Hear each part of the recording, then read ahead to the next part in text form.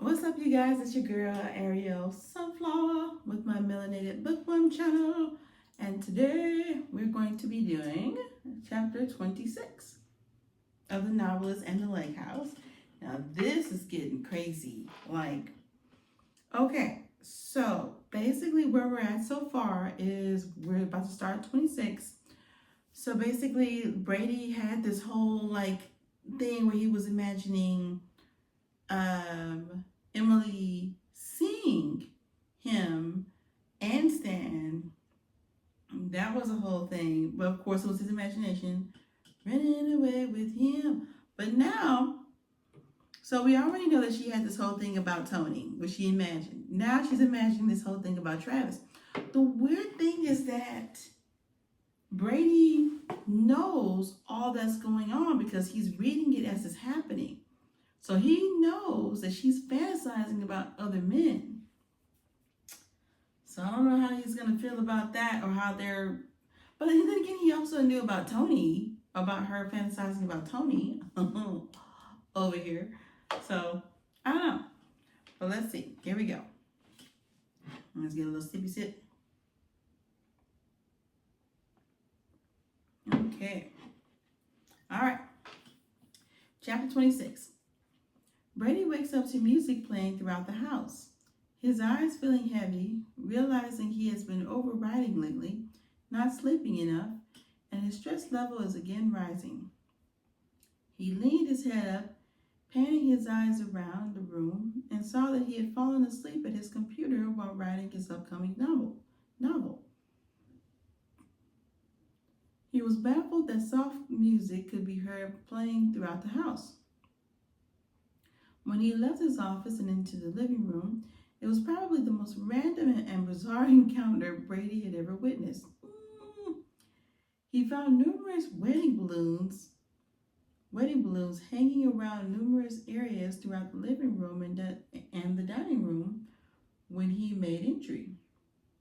Many guests were sitting, standing, dining, socializing, and dancing, and he found stretched out tables with many desserts and foods. His imagination.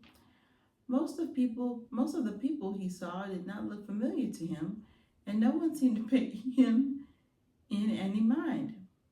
The music was louder coming from the deck outside the dining room, and upon exiting the sliding door and onto the deck outside the house, Brady spotted more tables. Some people were in the pool swimming, and a huge banner read, "Congratulations, Tony and Emily." See. Well, we were wondering how he was processing the whole thought of her fantasizing about other men. Now we know. While the music played, some people stood on the ground off the deck and watched Tony in a nice white tuxedo dancing with Emily, who was wearing a white wedding dress. There were lit tiki torches surrounding the area where they were both dancing. Tony and Emily looked excited, and their faces were full of smiles and pure happiness. Travis is about to break this wedding up. I tell you that much. It still kills me how he's holding the burger this whole time. But yes, I feel like Travis is gonna break this party up. But let's see. Let's see. And their faces were full of smiles and pure happiness. They were in love, and many guests stood around watching with delight. Everything felt so real, from the warm night breeze blowing across his face to the smells of the music, to the food, to the smells of the music, to the smells of the food. I cannot read. To the smells of the food, to the music and sounds of all the guests. This was a confusing moment.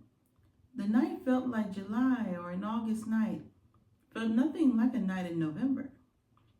Who were all these wedding guests, and where could they all have come from? Brady knew he had to be dreaming. This had to be a dream. And when he turned around with a look of fear and confusion all over his face that had become pale as though, and when he turned around with a look of fear and confusion all over his face that had become pale as though he were about to hurl, he spots Dwayne, a character he had written in his first book of the series, the one Stan blamed for cheating with Tanya.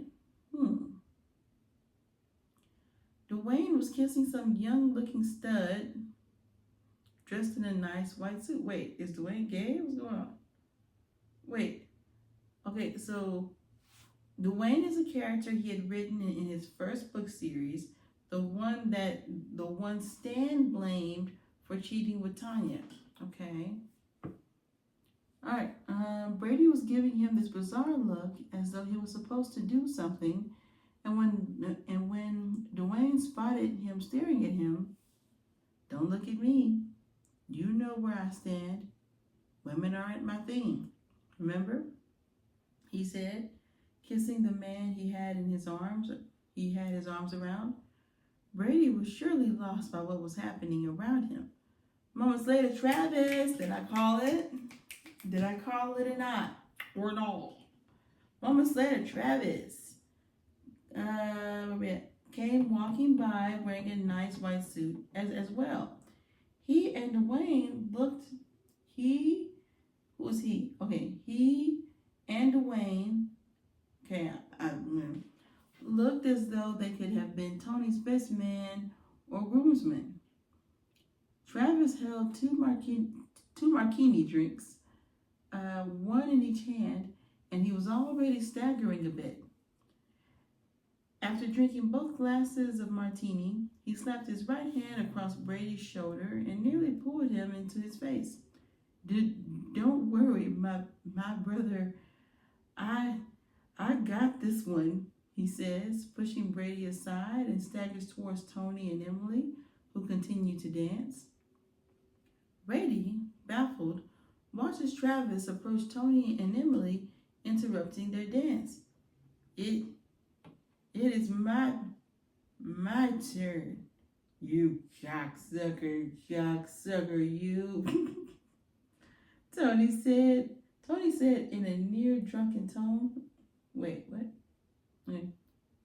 Okay. So Tony said, okay.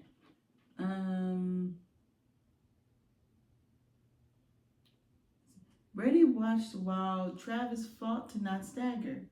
There was no telling how many drinks he'd had and how long ago he had started on them. "You've had too many drinks, sir. I think you need to leave." "You need to leave," Tony warned. "Drinks? Yeah.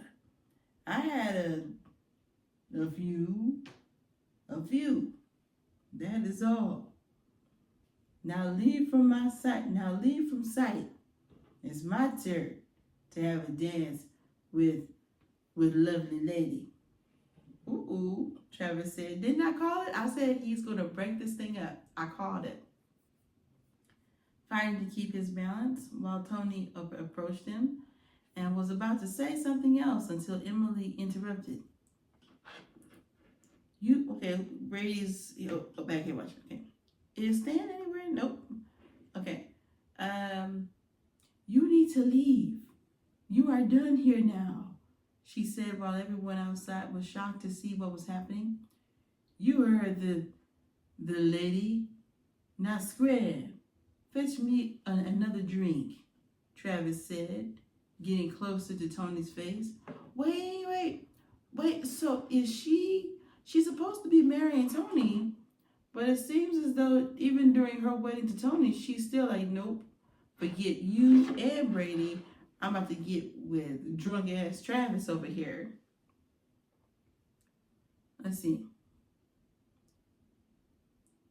Okay, here we go. Travis getting closer to Tony's face. Tony knew Emily was asking for Travis to leave, not him, until he heard her voice again. "Tony, you have filled your part. It is time to leave," she said. Tony was shocked to hear those words fall from Emily's mouth.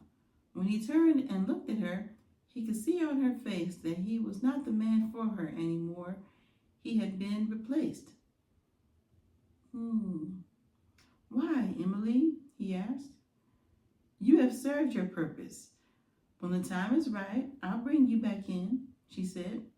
"What happens next sends chills all down Brady's spine. He sees Emily. She's He sees Emily nodding her head towards someone, and about that time, Brady witnesses several men and women guests run in on Tony. What? Taking turns, jabbing knives into his torso and back. Goodness sakes. And while they are stabbing him to death, Travis staggers over towards Emily. She helps him keep his balance while the two of them are dancing.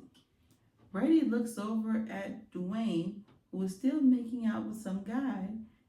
He stops and looks at Brady. Women, am I right? He said with a grin before making out with the guy he was with. Tony was no longer screaming from being stabbed to death.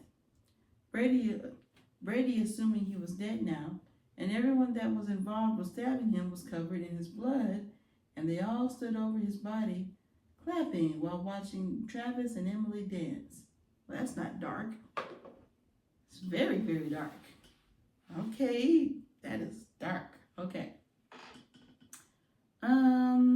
Brady is startled when a hand drops over his right shoulder, and Brady looks. He sees Stan behind him. You thought your books were crazy, right? He said. What the hell is going on? Brady asked, trying not to speak loudly, but having to speak over the music again playing in the background. The music has stopped temporarily during the incident with Tony and Travis. But once Travis and Emily started dancing, the music came back on. Don't you just wish this were a dream? Stan asked with a smirk all over his face. Are you crazy? This is a dream. One crazy-ass dream, Brady replied. Stan starts laughing while shaking his head no. Just before he starts to point at his head, Brady gets the impression that Stan is hinting at him. He thinks maybe telling him that this is all not a dream, but inside Brady's head. Stan backs away from Brady, still laughing, until he raises his hand in the air and screams so everyone can hear. Let the real party begin. At that moment, the music changed to something else you'd hear in a club, and suddenly, people all around were ripping off their clothes. Everyone was coming together, making out inside and outside the house. Okay, Stan, being the party starter he is, it was becoming an orgy. Why do I feel like Stan is going to go find that other guy that was making out with the other guy? Not just men and women together, but there was man on man and woman on woman. Okay. While that was happening, Travis and Emily continued to dance. Okay, so orgy, but they are dancing. Okay. Brady was unsure about what he was witnessing and whether there were disturbing dreams or thoughts in his mind. Everything around him felt real, sounded real, and looked real. He could not make out what he was experiencing until he heard thunder rumbling above him. He looked up into the dark summer sky before seeing a streak of lightning shoot across. He could feel droplets of rain fall onto his face from the sky above, staring into the darkness. The wedding guests' music and sounds were no longer heard. When Brady focuses his attention away from the sky above, which is beginning to form in a storm, he no longer sees any of the guests from the wedding. No decorations and no sign that anyone has been around. Even Tony's dead body was gone. No Travis dancing with Emily. Brady standing where he was outside 15 feet away from the deck. He suddenly heard laughter sounding like women. The rain was coming down a bit harder, and the rumbling sounds of thunder could be heard surrounding him. Off into the distance, he could see 3 naked women walking from out the lake. Their flesh looked like it had been submerged underwater for several years. They looked zombified.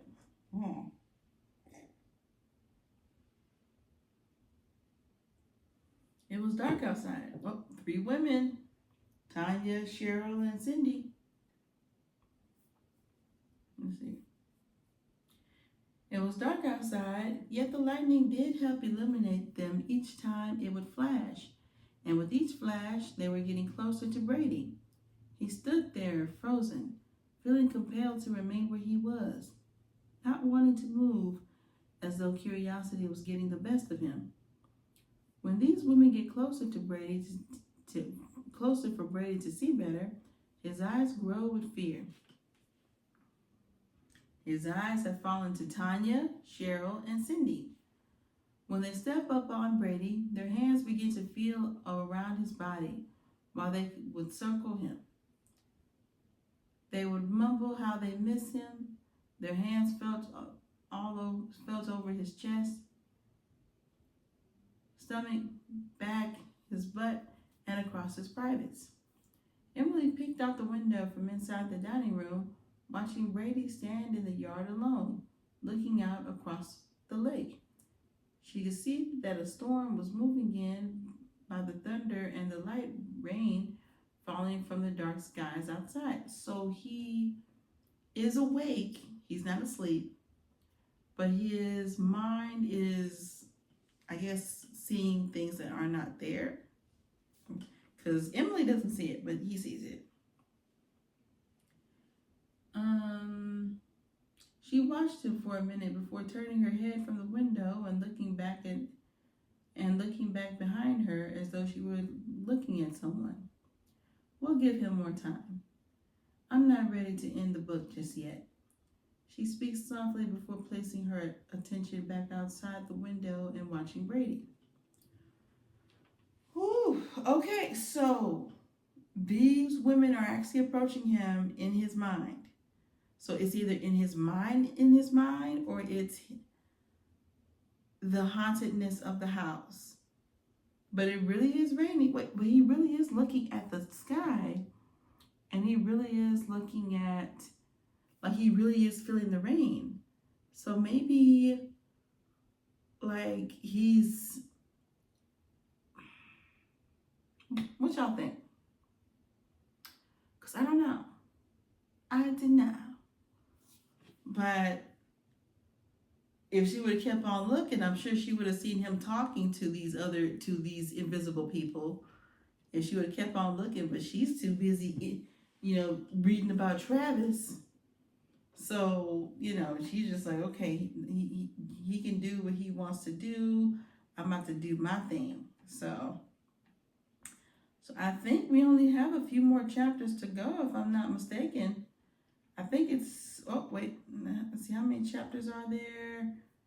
Okay, so there are 31 chapters, and we are on, I'm just scrolling here.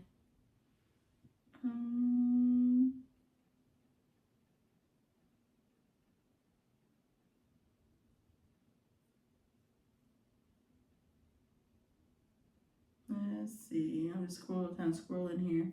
Okay, so we just finished 26. So we're about to start 27. So 27, 28, 29, 30, 31. We have 5 more chapters to go. Okay. 5 más. 5 more. Okay. Tell me in the comments if y'all think that because obviously he's feeling a certain way about Emily fantasizing about other men, right? So he feels, because again, at the end of the day, that is his girlfriend that he's serious about.